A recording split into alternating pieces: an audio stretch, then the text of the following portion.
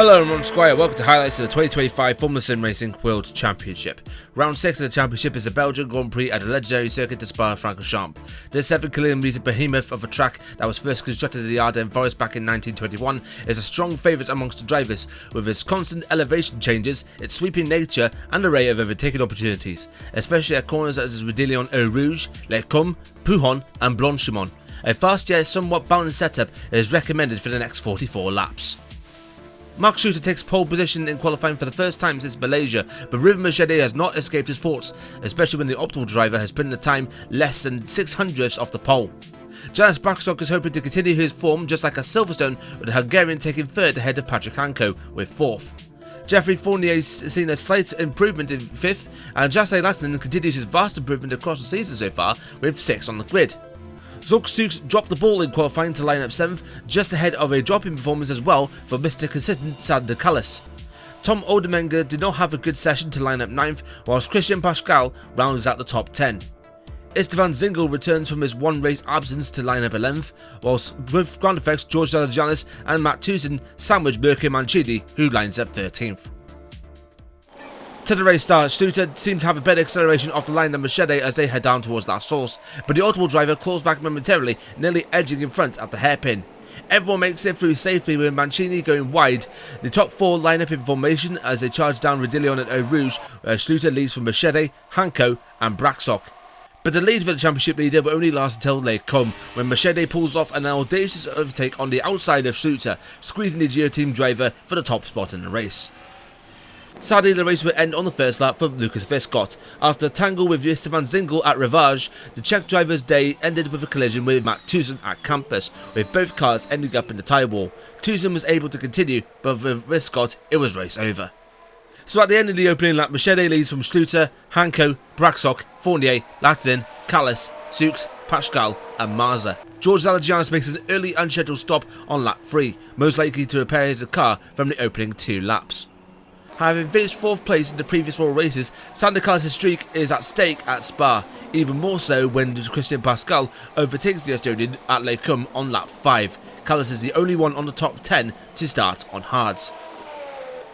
One man who won't race on is Istvan Zingel. His tangles at the start and a struggle in performance meant that the Hungarian pulls in on lap 8, becoming the second retirement of the race. Lap 10 and Ruben Mercedes takes the lead from Mark Schluter for the second time, but the lead will only last 2 laps as the optimal driver, as well as Patrick Hanko, pits in for hards. Both drivers would rejoin in 8th and 9th as Schluter leads from Braksok.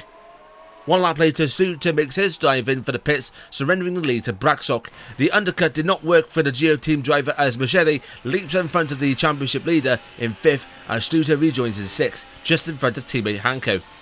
Sadly, the race will go from bad to worse for Optimal. Coming out of Les Combes, Mercedes gets on the gas too early, losing his back end both figuratively and literally, with the German crashing out of the race on the same lap. A major blow to Mercedes' title aspirations.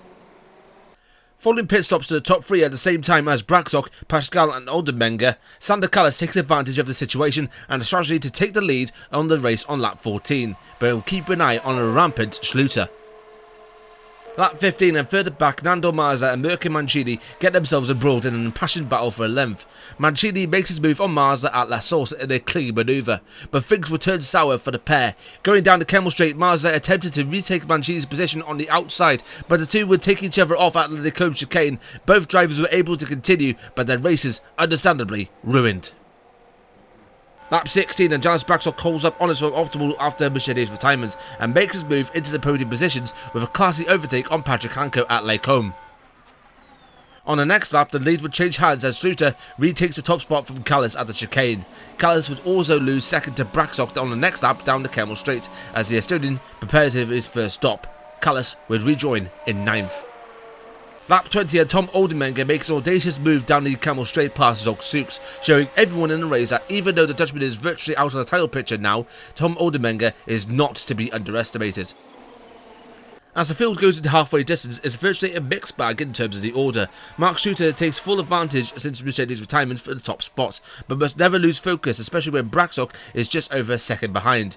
Patrick Hanko proving once again he's proven to be an effective wingman for CMT Go Team as Avakian in 3rd, at least 3 seconds ahead of Geoffrey Fournier, who himself has kept himself out of any drama. Christian Pascal is improving in 5th, but not as much as Jasse Lattinen, the Finn improving race on race with the sole MV Conquest now in 6th. Tom Oldenburg is still involved in 7th and pulling away slightly from Zolk Souks. Sander Carlos' strategies seem to be going well in 9th, whilst Nando Marza is in 10th, just about pulling away from Mirko Mancini.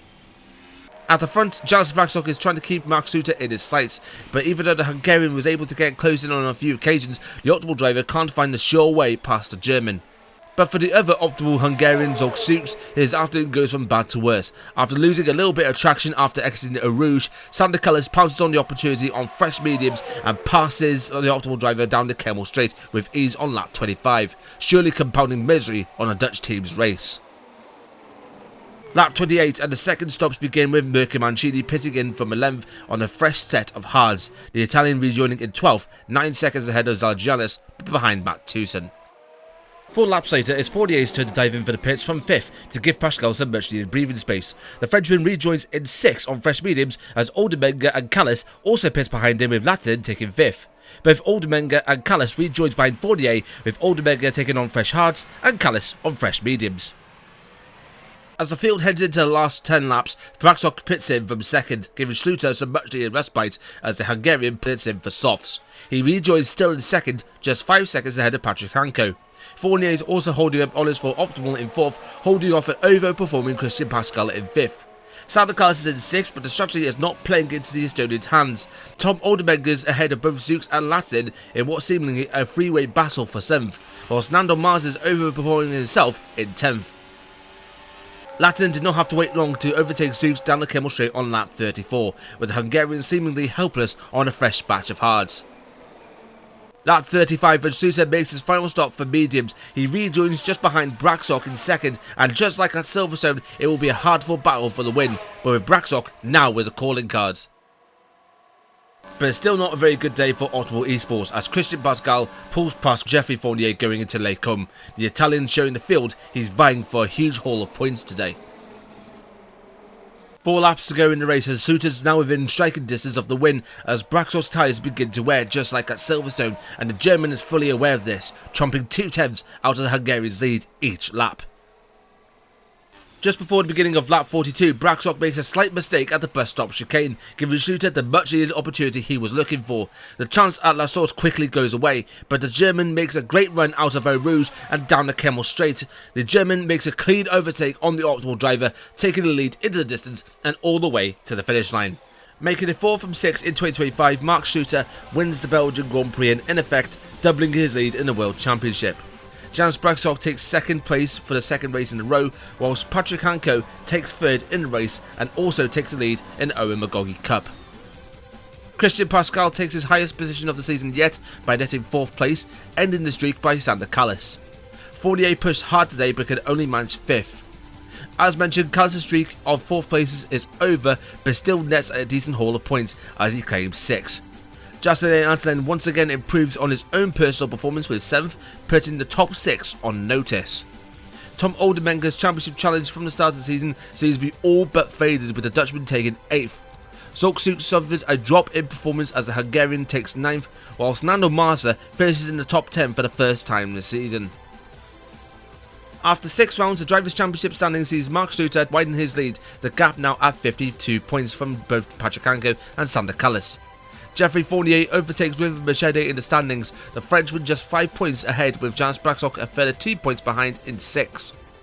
Tom Oldenburg's title challenge for the beginning of the season seems to be all but gone with the Dutchman in 7th, just 5 points ahead of Zolk Souks.